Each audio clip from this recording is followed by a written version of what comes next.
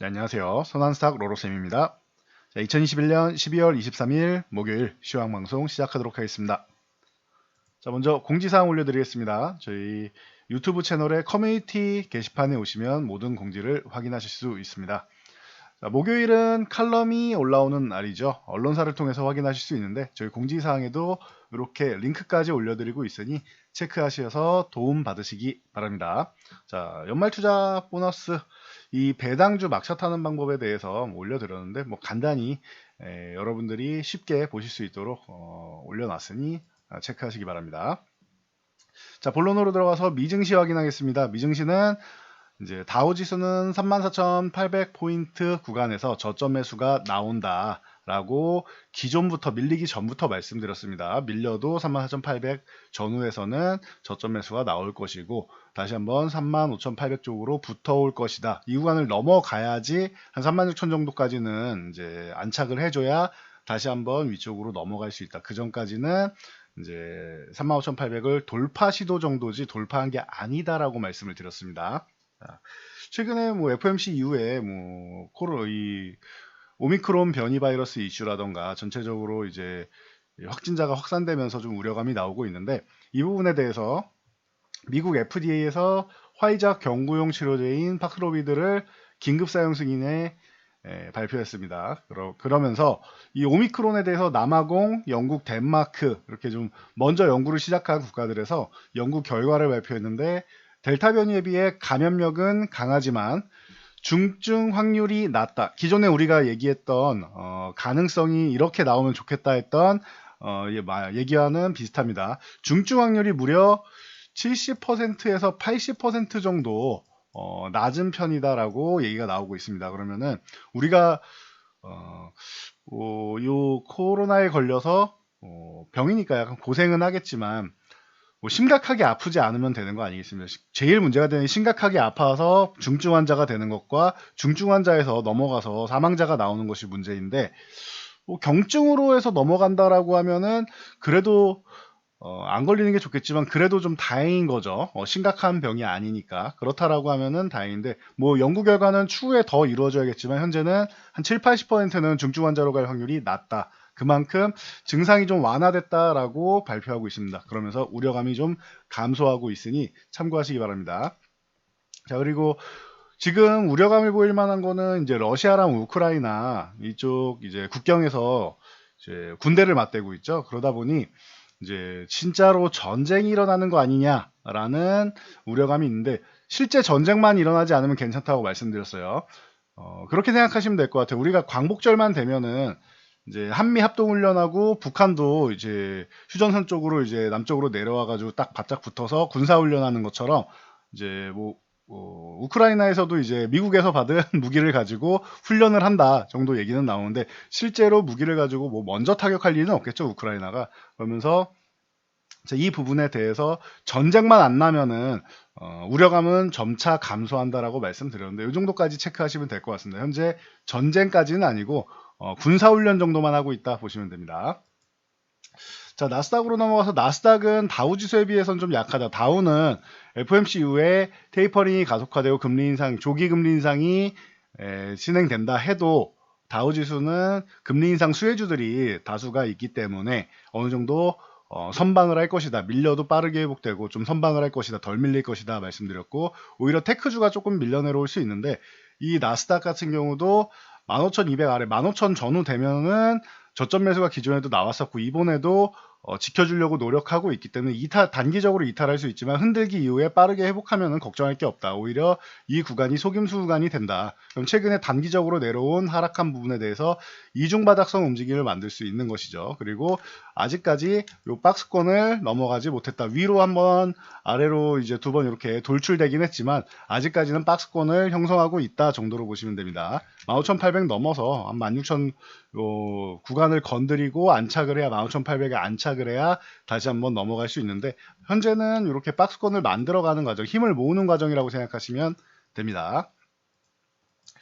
자, 그에 비해 우리나라는 조금 약했습니다. 미증시가 이틀 연속 이제 상승을 했는데 살짝 쉬어가는 모습을 보여주면은 뭐 보합권 전후로 되면은 이제 오히려 갭 상승이 나오지 않고 우리나라는 갭이 크게 뜨지 않고 뭐 소폭 뭐 상승한다던가 하면서 오히려 양봉으로 마감을 하면서 이 그동안 좀 못 올랐던 부분을 채워줄 것이다 말씀을 드렸는데, 뭐 이틀 연속 상승이 나오면서 코스피 코스닥 상승은 보였지만 아주 뭐 강하게 치고 가지는 못했습니다. 그래도 움직임이 나쁘지 않다. 3,000포인트 계속 두들기면서 붙어 있고 추가적으로 밀릴 상황은 아닌 것 같다 말씀을 드렸는데, 수급 동향을 체크해보면 최근에 선물 매수를 다시 쌓아가고 있습니다. 그리고 코스피 주식은 크게 매수는 아니에요. 최근에는 큰 매수는 아니지만 일부 정리했던 부분에 대해서는 다시 사들이는 모습을 보이고 있습니다. 그러면서 코스피 코스닥 그리고 코스피 100 선물, 그래서 주식과 선물을 모두 매수하고 있고,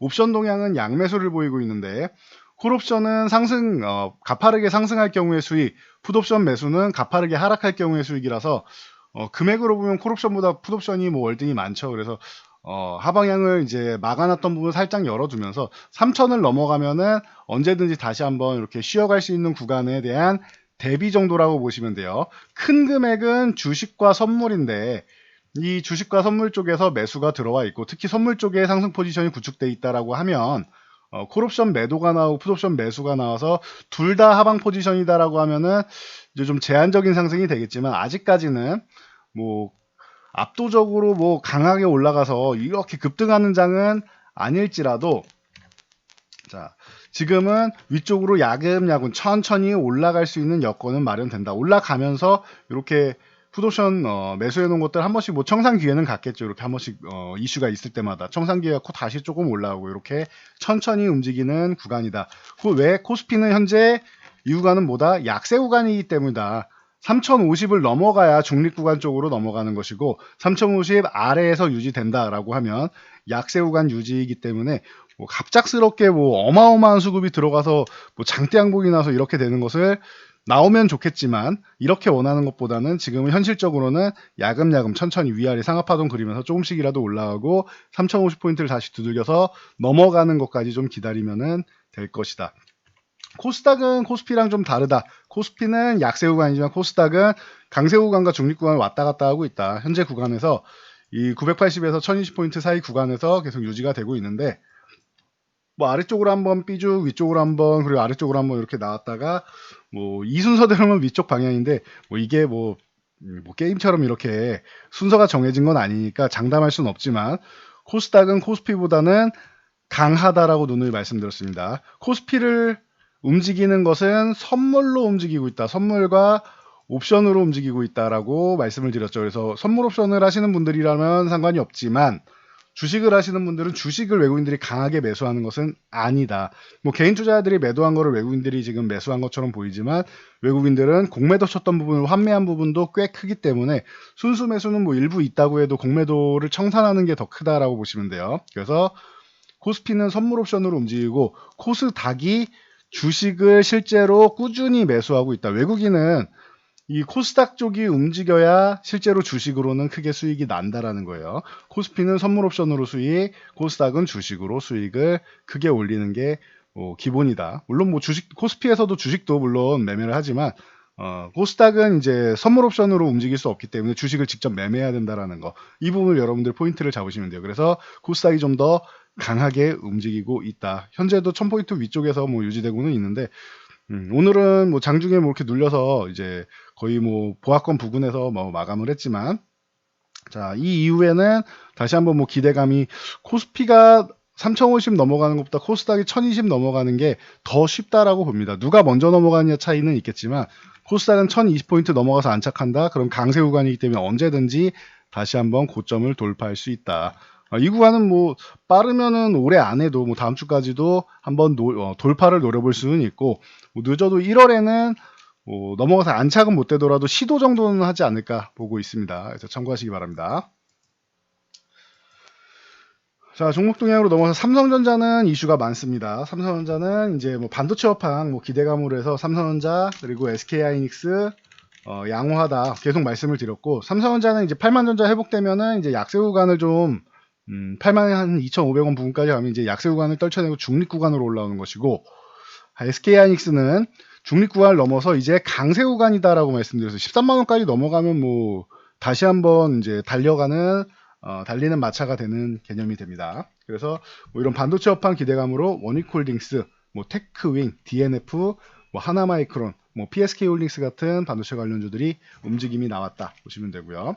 또 삼성전자 이슈는 뭐 여러 가지가 있는데 폴더블 폰 관련 이슈도 나왔습니다. 내년에 1300만 대를 생산하겠다라고 해서 올해에 생산량의 약 2배 정도에 해당됩니다. 그래서 뭐 파인테크닉스라던가 폴더블 폰 뭐 대표적인 종목이죠. 파인테크닉스, 그리고 세경하이테크, 그리고 뭐 KH마텍, 그리고 뭐 파트론 같은 경우까지 해서 이제 바닥권에서 이제 움직임이 나오고 있습니다. 참고하시기 바랍니다.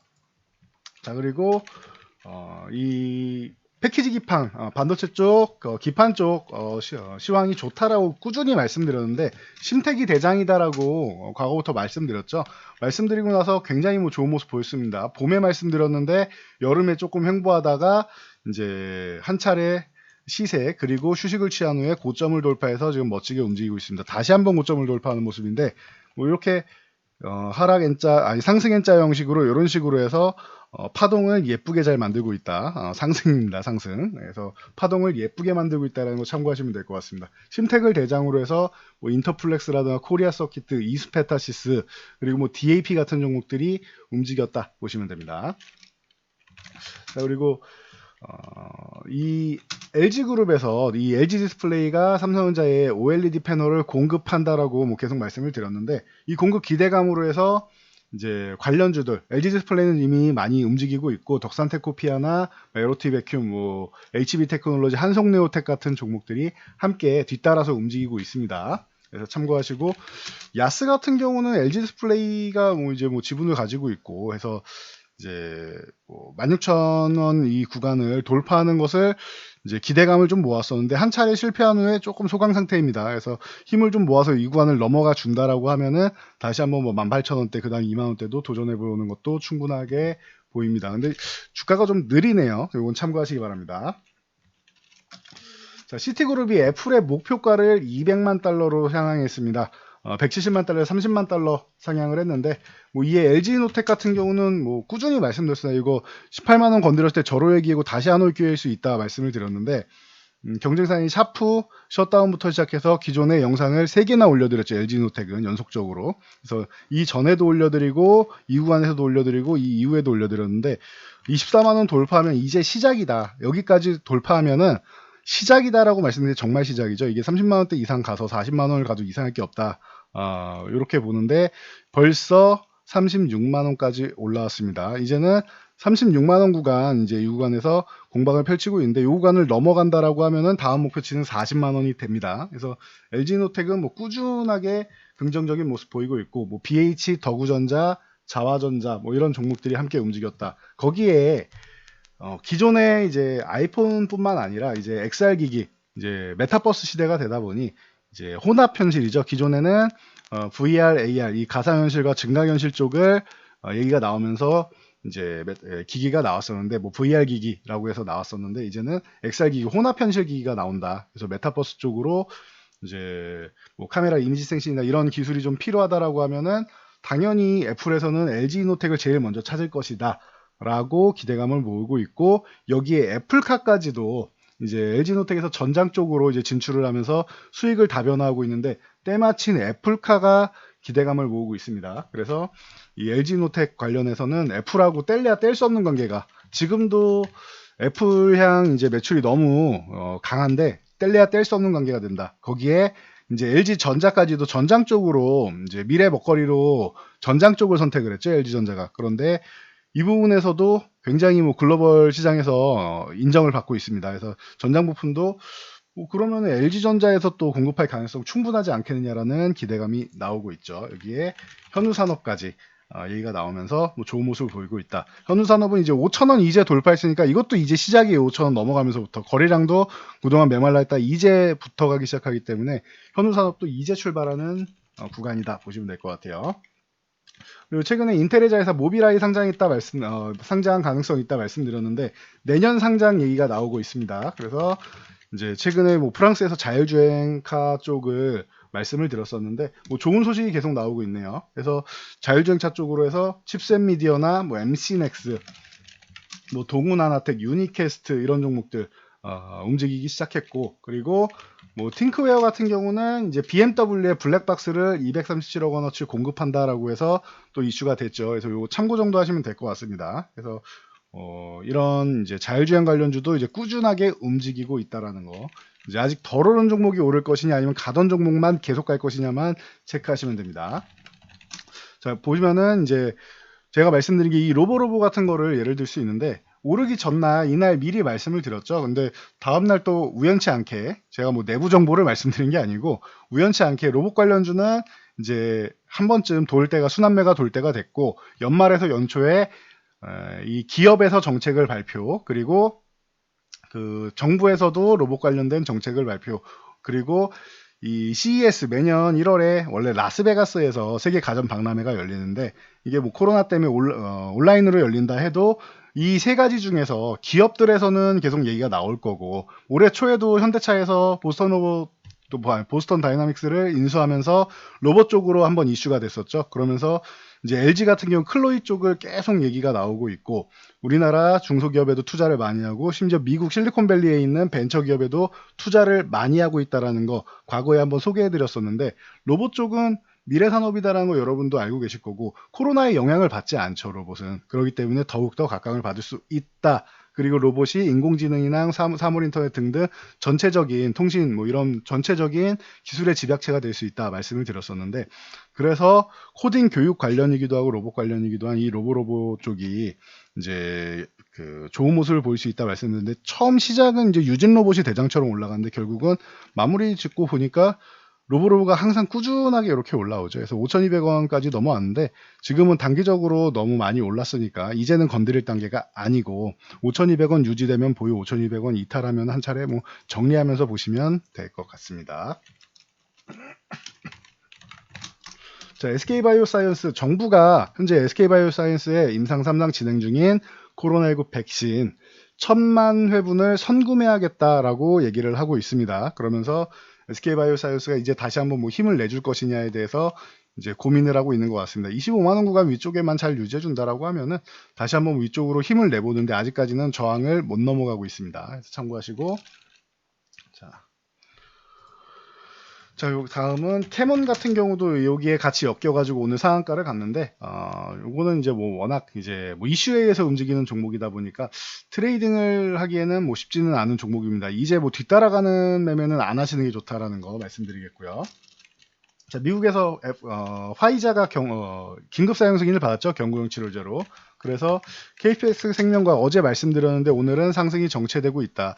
만약에 이거에서 한 번 더 튀더라도 더 튀어 올라가더라도 그거는 보유자의 영역이고, 만약에 신규 매수했는데 여기서 뭐 제자리로 다시 돌아가면은 굉장히 피곤해지겠죠. 다시 오기에 뭐 수개월이 걸리든 아니면 다시 돌아오지 않을 수도 있기 때문에 지금 신규 매수는 사실 뭐 쉽지는 않은 구간이고 보유자의 영역이라고 보시면 돼요. 이미 보유자분들은, 기존에 보유하신 분들은 이미 많이 올라와 있기 때문에 언제 매도해도 상관이 없기 때문에, 그래서 보유자의 이제 영역이고, 신규 매수는 좀 자제하시면 된다. 여기에 뭐 제일약품이나 우리바이오 같은 경우 말씀을 드렸으니까 참고하시고요. 자, CJ 대한통운. 자, 오늘 이제 총 파업을 선언을 했습니다. 28일부터 파업을 시작합니다. 그래서 이제 뭐 대체 대안으로는 이제 뭐 한익스프레스나 한솔로직틱스 같은 경우가 이제 조금 움직임이 나올 수 있다. 최근에 한익스프레스는 먼저 올라간 다음에 이제 중장 이평선 아래에서 이제 잠깐 쉬어가는 모습인데, 요 구간만 한 6,500~600원 요 구간만 넘어가 준다라고 하면은 한익스프레스는 다시 한번 뭐 움직일 수 있고, 뭐 목표치는 한 7,500원에서 8,000원 정도. 한솔로직틱스 같은 경우도 이제 뭐 횡보하면서 이제 힘을 좀 모으고 있는데, 여기서 이제 한 4,500원 구간 정도만 넘어가 준다라고 하면 다시 한번 위쪽 방향을 볼 수 있다라는 거. 이쪽이 이슈를 받을 수 있다. 뭐 작은 종목으로는 쿠팡 관련주로 유명했던 동방 같은 경우가 바닥권에서 움직임이 좀 나오고 있습니다. 그래도 거래량 있고 한 거에 비해서는 뭐 크게 올라가지는 못하고 있네요. 동방은 누누이 말씀드렸듯이 5,000원을 회복해야지 움직임이 나올 수 있는데 5,000원까지 가는 것도 좀 버거운 상황입니다. 내일 만약에 뭐 이렇게 양봉을 세워주면서 거래량을 늘린다라고 하면 좋겠는데, 그게 아니다라고 하면은 뭐 잠깐 반짝 상승 5,000원 저항 구간 돌파한 다음에 그 다음에 안정화된 다음에 매수하는 게 더 유리할 수도 있습니다. KCTC 같은 경우도 마찬가지고요. 이쪽도 이제 한 차례 바닥권에서 양봉은 나왔는데 거래량을 조금 더 실어주면서 한 차례 저항 7,000원 구간을 넘어가 주면은 그때 보는 게 낫지 않은가 싶습니다. 그래서 이 정도까지 정리해드리고 저는 물러가도록 하겠습니다. 자, 영상이 도움되셨다면 좋아요와 댓글 하나씩 남겨주시고요. 영상 잘 참고해서 모두 안전 투자하시기 바랍니다.